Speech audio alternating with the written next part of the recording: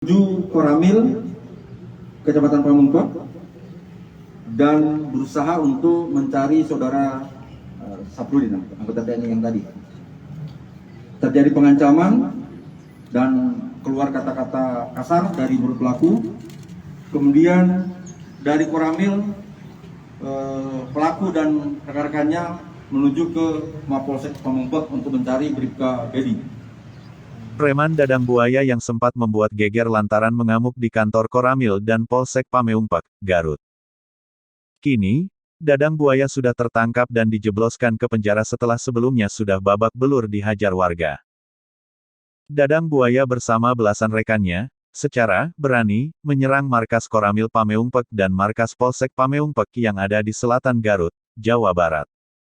Dalam kondisi mabuk, Dadang Buaya ces menantang para anggota Koramil. Kini Dadang Buaya dan rekan-rekannya telah ditangkap dan masuk dalam sel. Seusai ditangkap, perangai Dadang Buaya jauh berbeda. Tak ada lagi keberanian dan kegagahan saat menyerang markas Koramil dan yang tersisa hanyalah penyesalan. Wajah Dadang Buaya juga terlihat babak belur.